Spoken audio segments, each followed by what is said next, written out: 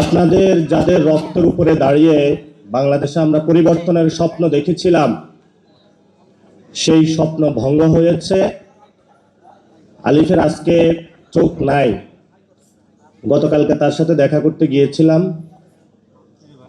তার একটি চোখে সে দেখতে পারবে না, আর একটি চোখে এটাও এফেক্টেড হবে। ডাক্তার বলেছে ওটাও রাখতে পারবে কিনা। খুবই অসুস্থ, ফ্যামিলি, তার একটা ভাই আছে।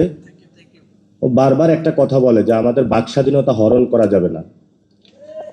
আজকে আমি আলিফের প্রতি সহমর্মিতা জানিয়ে এখানে ব্যান্ডেজটা লাগিয়েছি বাংলাদেশকে দেখানোর জন্য যে যেখানে আমাদের একটি জুলাই সনদ বাস্তবায়ন হওয়ার কথা ছিল, যেখানে আমাদের যে ভাইদেরকে শহীদ করা হয়েছে তাদের হত্যাকাণ্ডের বিচার হওয়ার কথা ছিল, যাদের হাত কেড়ে নেওয়া হয়েছে, পা কেড়ে নেওয়া হয়েছে, চোখ কেড়ে নেওয়া হয়েছে, সেই মানুষগুলোর সুচিকিৎসা হওয়ার কথা ছিল, যে ফ্যামিলিগুলো ক্ষতিগ্রস্ত হয়েছে তাদের ক্ষতিপূরণ পাওয়ার কথা ছিল, যেখানে একটা ইউনিটির কথা ছিল, সেখানে অনেকেই পকেটে নিয়ে টাকা নিয়ে হাঁটছে যে জুলাই শহীদ ফ্যামিলি বা আহতদেরকে টাকা দিয়ে ক্রয় করবে। কিন্তু আল্লাহর কি অশেষ লীলা খেলা, বাংলাদেশের শহীদ ফ্যামিলি এবং আহত যারা আছেন তাদের মন এত শক্ত এবং এত পবিত্র যে দুনিয়ার চাঁদ তারা নিয়ে আসলো এবং যত টাকা নিয়ে আসিস তাদেরকে কেউ ক্রয় করতে পারবে না বাংলাদেশে, ইনশাআল্লাহ।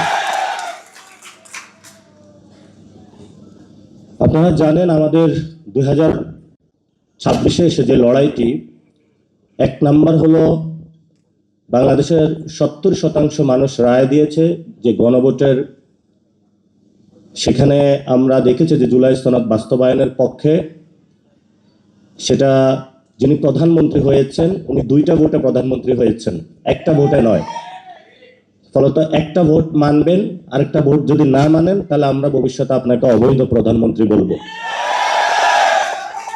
তো এই জন্য বাংলাদেশে যে কোনো মূল্যে, যেহেতু জনগণ রায় দিয়েছে, এই জনগণ 2026-এ যে রায় দিয়েছে, 1971 সালের আগে এরকম একটা রায় দিয়েছিল যে আমরা বৈষম্যের বিরুদ্ধে দাঁড়াচ্ছি, আমাদের ভাত রুটি রুজি কেড়ে নেওয়ার অনেকে চেষ্টা করছে।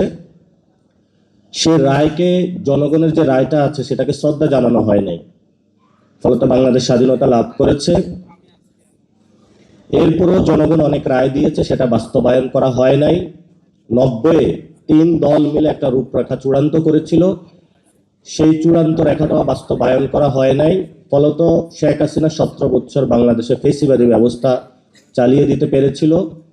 এবং সেখানের 90-এর যে আন্দোলনটা হয়েছিল, যদি 3 দলীয় রূপরেখাটা বাস্তবায়ন করা হতো তাহলে শেখ হাসিনা 17 বছর থাকতে পারতো না এবং আমাদের 1400 ভাইও শহীদ হইতো না, অসংখ্য মানুষের হাত পা চলে যেত না।